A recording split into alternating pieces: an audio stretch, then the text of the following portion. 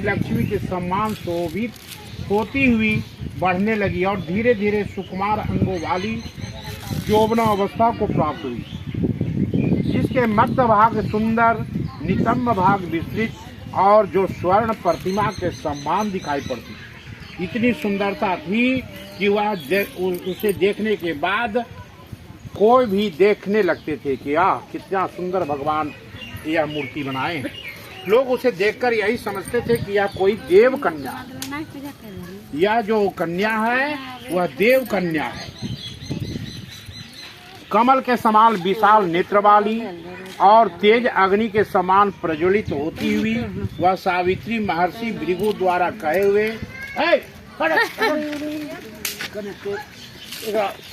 हमारा हो कमल के समान विशाल नेत्रों वाली तेज से अग्नि के समान प्रज्वलित होती हुई वह सावित्री राजर्षि भृगु द्वारा सावित्री व्रत को करने लगी, जिसके आरंभ में सुंदर वर्ण वाली उस उपवास करके सिर से स्नान तक सावित्री ने देवता की प्रतिमा के पास जाकर अग्नि में हवन करके ब्राह्मणों को स्वस्ति वाचन कराया करती थी और पूजा करती थी। वह इतनी श्रेष्ठ कन्या थी।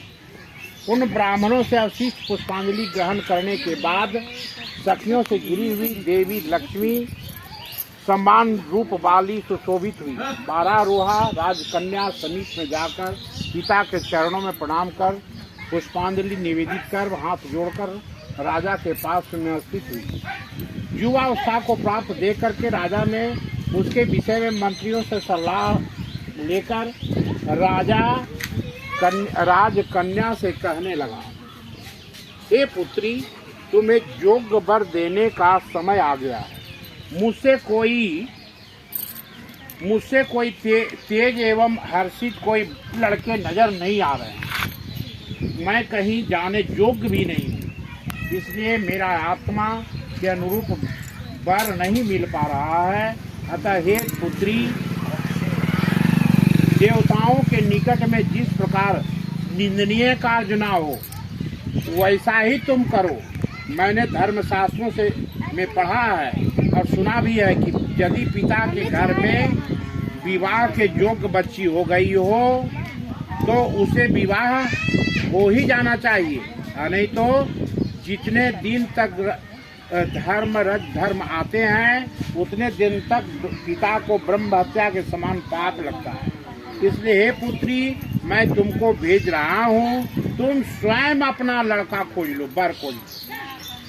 वृद्ध मंत्रियों के साथ वह शीघ्र जाओ और मेरी बात को मानो। इसके बाद जैसा कहते हो वैसा ही होगा, जैसा आप कहते हैं पिताजी वैसा ही होगा। यह सावित्री जो है सो कहती हुई राजर्षियों के रम्य तपोवनों की ओर चल पड़ी और वहां पहुंचकर माननीय वृद्धजनों को प्रणाम कर सभी तीर्थों और आश्रमों में जाकर पुनः मंत्रियों के साथ गृह पर आ गई।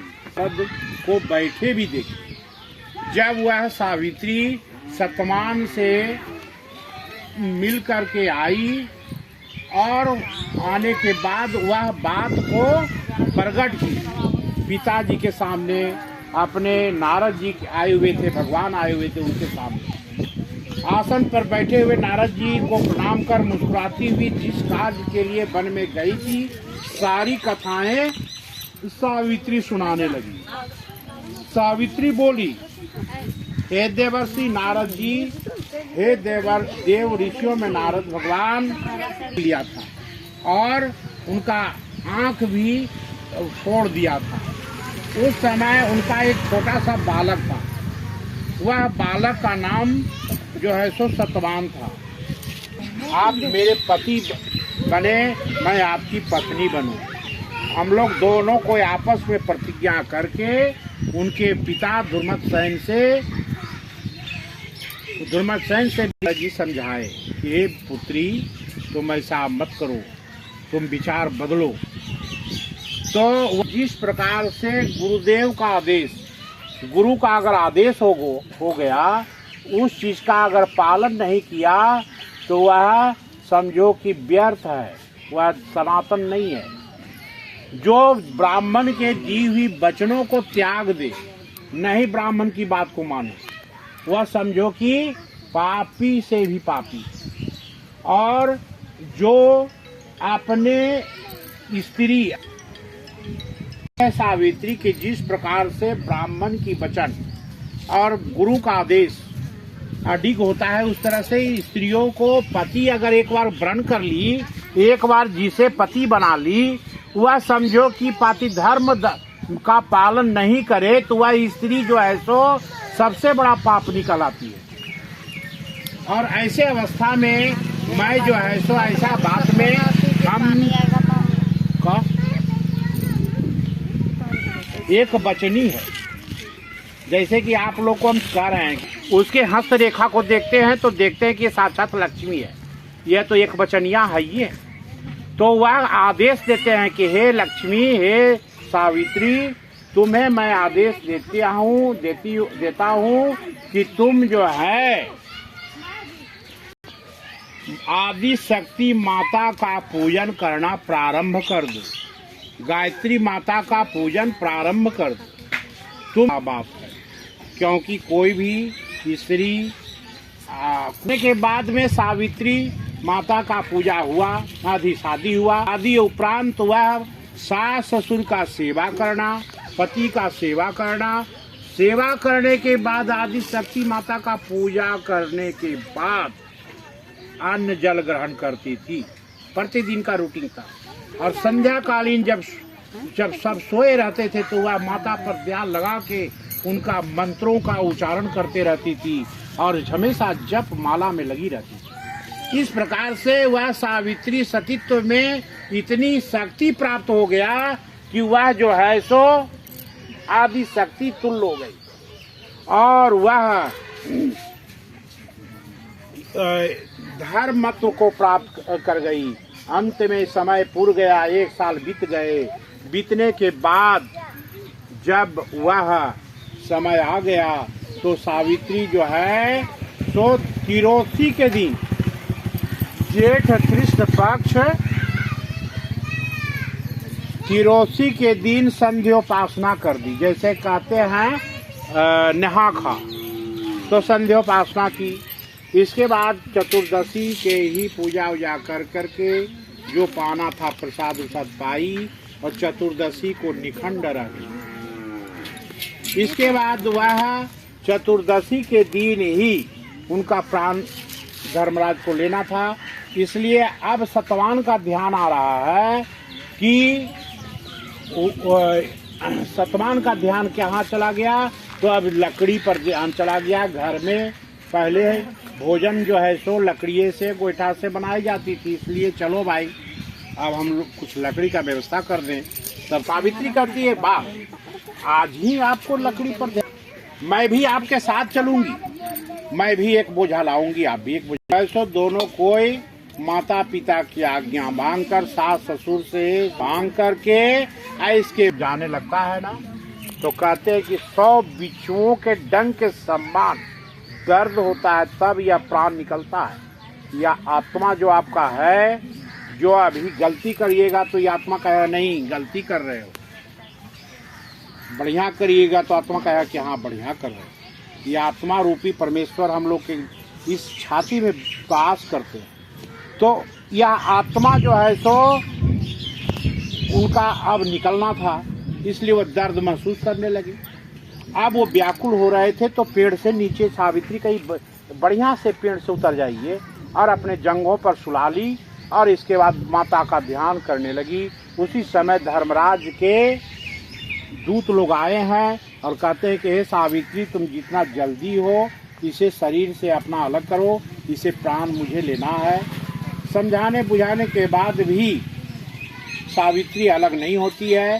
तो जितने भी जमदूत लोग थे वह एक फांस होता है, काल फांस, उस काल फांस को फेंके। अब इधर से अग्नि उत्पन्न हो गया, अब उस अग्नि से रस्सी भी उनकी जल गए। डोरा जो था प्राण लेने वाला वो डोरा जल गया। वह यह देख करके जमदूत सोचा कि ये तो आदि शक्ति के शक्ति है लगता है इस लड़की। यह देख करके वह लौट गए और धर्मराज को कहे कि नहीं, उसके सामने प्राण लेना तो बड़ा मुश्किल की बात है, मैंने हार गया और वहाँ अग्नि उत्पन्न हो जाते हैं तो मैं क्या जल जाऊं। मैं छोड़ के चला आया है। धर्मराज अब अपने जाइए। धर्मराज स्वयं गए हैं। जाने के बाद बहुत समझाए कि हे सावित्री, तुम अपने पति को जंगों से नीचे उतारो, इसे प्राण लेना है, हमारा समय आ गया है। भगवान ब्रह्मा का लिखा हुआ लकीर मिटता नहीं है, इसलिए तुम इसे शरीर से हटाओ।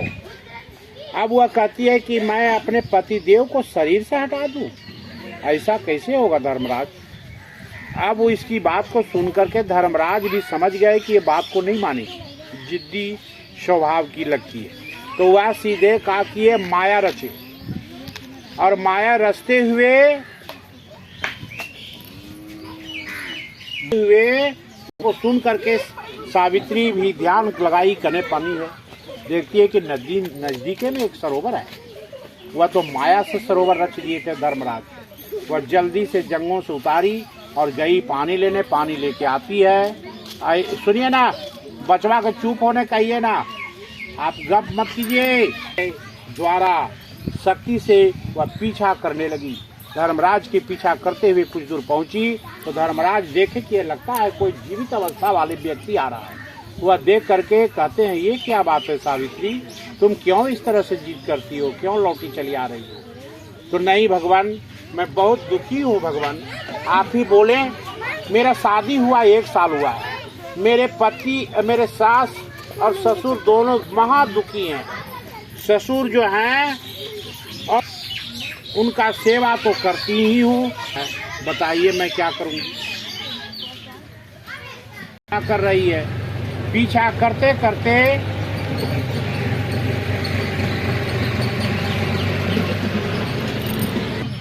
समझ में नहीं आया, क्योंकि तो लीला भगवान का था, नारद जी का भी इशारा था। धर्मराज कहे कि तुम्हें सास ससुर के 100 पोते चाहिए, कहा तो जाओ भी दे दिया, ये मस्त, आप जो लौट जाओ बेटी। तो ठीक है भगवान। इसके बाद फिर धीरे धीरे फिर पीछे पीछे आने लगती है, दूंगा। तब वह कहती है सावित्री, धर्मराज आप धर्म के राजा हैं, और आप धर्म के राजा धर्मात्मा कहलाने वाले आज आप वचन से झूठे होने जा रहे हैं। तो वो सोच में पड़ गए, क्या झूठा मैं होने जा रहा हूँ। ससुर के जो है 100 पोते का वरदान दे दिया, लेकिन सास ससुर के तो आओ पुत्र नहीं है, यही सतवान जी हैं अकेला, और मैं उनकी पत्नी। तो ये जब नहीं रहेंगे तो पोते का जन्म कैसे होगा। आपका जो वरदान है वह झूठा होगा भगवान। यह शब्द सुन के धर्मराज को माथा में जैसे हमको चक्कर आ रहा है बाल बच्चा के आपके हल्ला से, वैसे चक्कर धर्मराज को आ गया। अब वह तुमसे अब हम हार गई, अब हमारा जो है सो धर्म देखना होगा, लेकिन अब ब्रह्मा का दिया हुआ वचन भी, लिखा हुआ वचन भी पालन होनी चाहिए। इसलिए ब्रह्मा का आशीर्वाद लेते हुए धर्मराज जो है सो अपने वचनों को झूठा ना देते होते हुए धर्मराज सतवान को प्राण लौटा दिए। प्राण लौटने के बाद सतवान जीवित हो गए वहाँ। अब वो व्याकुल होने लगे, सावित्री कहाँ गई। व्याकुलता होकर के इधर उधर भटकने लगे। इधर सावित्री को कहे कि तुम्हारा प्राण लौटने के बाद सावित्री वहाँ, सतवान व्याकुल हो जाएगा, सावित्री तुम जल्दी जाओ। देव माया की कृपा से वह 1 सेकेंड में पहुंचे, और वहाँ पर सावित्री सतवान को कहती है कि हे पतिदेव, मैं आपके सोया हुआ देखकर किनारे चली गई। तो नहीं, मेरा नींद टूट गया। अब हम लोग जो भी लकड़ी उकड़ी काटे हैं सब लेकर घर चलें। इसके बाद वह घर चले आते हैं। तो कहा गया है, भगवान शंकर भगवान पार्वती माता से प्रभास क्षेत्र में कहती हैं कि हे माता को कहती हैं कि वह सावित्री का विचार और सत्य निष्ठा के बल पर अपने आदि शक्ति माता प्राम्बा की कृपा से वह अपने पति को लौटा ली। इस प्रकार से उस धर्म प्रायणा वट पूजा के समय जगह ही प्राण गया था और वट वृक्ष के समय जगह ही प्राण आया। इसीलिए भगवान भोलेनाथ ने कहते हैं कि हे पार्वती, वट वृक्ष के समीप जो ज्येष्ठ कृष्ण पक्ष चतुर्दशी और अमावस्या के दिन पूजा करेगी और पूजा करने के बाद कथा सुनेगी, कथा सुनने के बाद आरती लेगी, आरती लेने के बाद ब्राह्मण से कथा सुनने के बाद ब्राह्मण को दक्षिणा दान करके, अन्न है फल है दक्षिणा दान उन कर करके और फिर अपने घर जा कर के रसपान करेगी, शरबत पिएगी और व्रत का विधान रखेगी। वह 7 जन्मों तक एक ही पति को प्राप्त करेगी